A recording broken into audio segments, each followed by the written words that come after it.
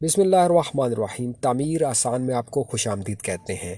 Plot या घर खरीदने का अमल एक इंतहाई अहम अमल होता है। जब आप अपनी सारी जमा पूंजी किसी के हवाले करके उसे प्लॉट या घर खरीद रहे होते हैं, इस वक्त आप इंतहाई जो है वो खौफज़दा भी होते हैं कि कहीं हमारा जो पैसा है वो हम सही जगह पर लगा रहे हैं। अगर सही जगह पर लगा रहे हैं तो क्या हम लेन देन जो है वो सही कर रहे हैं, क्या जो डीलर तमाम डॉक्यूमेंट्स या वो चीज़ें साइन करवा रहा है वो तमाम चीज़ें ठीक हैं। तो हम आपको बताते हैं कि डेफ़िनेटली आप डीलर्स को तो ज़रूर इन्वॉल्व करें, और जो वो चीज़ें आपके साथ करवा रहे होते हैं, तमाम डॉक्यूमेंटेशन होती है, वो बड़ी अहम प्रोसेस होता है। लेकिन इस तमाम प्रोसेस का जानना भी आपके लिए इंतहाई अहम है। हम आपको एक मोटी मोटी डिटेल इसमें ये देते हैं कि आप जब भी किसी के साथ लेन देन करते हैं या प्लॉट या घर लेने जाते हैं, तो आप अगर आपको वो चीज़ पसंद आ जाती है तो सबसे पहले आप टोकन मनी उनको करते हैं। जब डीलर आपसे टोकन मनी मांगता है तो वो आपको अपने लेटर हेड पर लिख देता है कि आपके पास जो है वो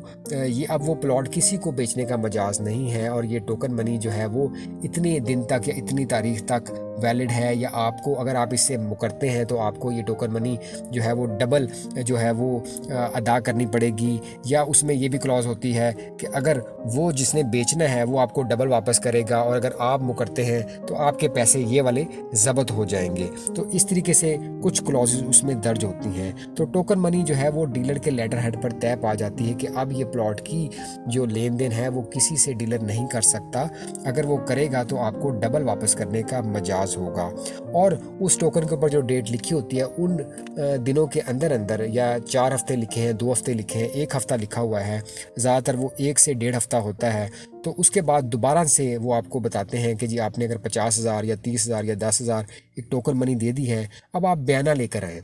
अब आपने बयाना देना है जिसकी अमाउंट 4 से 5 लाख हो सकती है। अगर वो प्लॉट 30 से 35 या 40 लाख रुपए का है, या वो बयाना ज़्यादा हो सकता है। अगर एक घर है 1 करोड़ रुपए का, तो आपने 10 लाख या 20 लाख का बयाना कर दिया है। बयाने के बाद दोबारा बयाने के टाइम पे जो है वो लेटर हेड को इस्तेमाल यूजुअली नहीं किया जाता। उस वक्त एक एग्रीमेंट साइन किया जाता है कि आपका टोकन इतना आया, आपने बयाना 5 लाख रुपया दे दिया है, और अब बाकी रकम जो है वो जो सोसाइटी के ऑफिस में या ऐसी जगह पर जहाँ पर रजिस्ट्री या इंतकाल होना है, वहाँ पर फ़लाँ तारीख को लेकर पहुँचेंगे। उसी दिन जो है वो वहाँ पर साइन हो जाएंगे सोसाइटी के ऑफिस में। आप उनको पेमेंट कर देंगे कैश की सूरत में या उसके अंदर। अब ये भी एक बहुत बड़ा मामला आता है कि आपसे कहा जाता है कि जी हमें कैश में सारे पैसे दिए जाएं, जिस पर जो बायर होता है वो बहुत खौफज़दा होता है। इसमें अब बहुत सारी सूरत हो सकती है। इसमें आपको भी फ़ायदा हो सकता है, उसको भी हो सकता है कि बहुत सारे लोग रिटर्न्स फाइल नहीं करते, टैक्सेशन शो नहीं कर रहे होते।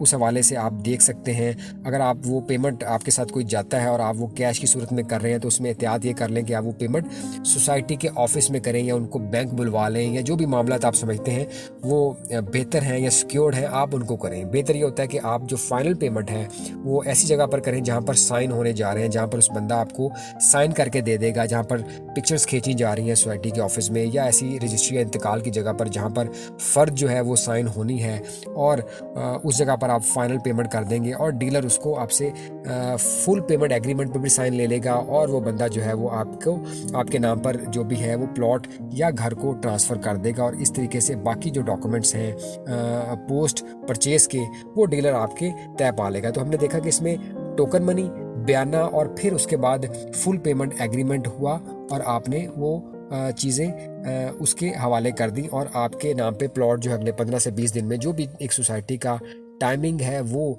आपको आपके नाम पर प्लॉट या घर हो जाता है। अब इसमें बहुत सी चीज़ें हैं जो आपने डॉक्यूमेंटेशंस का देखना होता है, कि बहुत सी ऐसी चीज़ें जैसे कि आपको अगर कोई डीलर ये कह रहा है कि ये फ़लाँ प्लॉट जो है वो पोजेसन पेड है, या अगर ये फ़लाँ प्लॉट परचेज़ किया गया है लैंड के अगेंस्ट, तो उसमें आप उससे मुख्तलिफ डॉक्यूमेंट्स मांग सकते हैं। यानी कि अगर वो आपसे ये कह रहा है कि जी इसकी हाफ पोजेसन पेड है, तो आप उससे वो लेटर लेने के बाद, जिस लेटर पे वो क्लेम कर रहा है, वो आप सोसाइटी के ऑफिस लेके जा सकते हैं, और उनसे आप लाजमी कंफर्म करें कि ये प्लॉट जो हम खरीदने जा रहे हैं, क्या ये प्लॉट रेडी टू ट्रांसफ़र है, क्या ये प्लॉट पे हाफ पोजेसन पेड हो चुका हुआ है। और अगर नहीं हुआ तो आप फ़ौरन डीलर से रब्ता करें, ताकि वो उसके बाकी जो ड्यूज़ हैं वो क्लियर करें। इसी तरह अगर वो आपको डीलर ये कह रहा है कि ये हम आपको प्लॉट जो दे रहे हैं वो लैंड के अगेंस्ट दे रहे हैं, जो कि अभी प्लॉट ऑन ग्राउंड तो नहीं है, लेकिन ये प्लॉट लैंड अगेंस्ट जो है के अगेंस्ट दिया जा रहा है। तो उसमें वो आप उनसे एग्रीमेंट, जो कि यूजुअली वो शेयर नहीं करते हैं, लेकिन अगर आप इंसिस्ट करेंगे तो ऐसा एग्रीमेंट जो उस डीलर के पास होता है, जो उसने किसान से ज़मीन लेके सोसाइटी के नाम पे लगाई होती है, वो उसके पास एग्रीमेंट होता है, जिस पे एग्रीमेंट में दर्ज होता है कि ये सोसाइटी को ज़मीन बेची जा रही है और ये सोसाइटी 3 से 4 माह में यहाँ पर पोल लगाकर, बिजली लगाकर, सीवरेज मुकम्मल करके ये प्लॉट नंबर दिस बेचेगी। तो उस हवाले से भी आप कंफर्म कर सकते हैं कि ये प्लॉट ज़मीन खरीदी जा चुकी हुई है और ये सोसाइटी के नाम पर रजिस्ट्री हो चुकी हुई है, और आपको एक अलॉटमेंट लेटर इशू होता है जब आप फुल पेमेंट जमा करवाते हैं। तो ये वो लेटर्स हैं जो डीलर्स आपको दिखा रहा होता है और आप सोसाइटी के ऑफिस से वेरीफाई कर रहे होते हैं। तो इन तमाम डॉक्यूमेंट्स की छानबीन और तमाम चीज़ों की देखभाल करना आपके लिए इंतहाई अहम है बिफोर गोइंग टू पे एनी अमाउंट। तो हम उम्मीद करते हैं कि आपके लिए ये वीडियो यूज़फुल साबित हुई होगी। Thank you so much for watching. Take care. अल्लाह हाफिज़।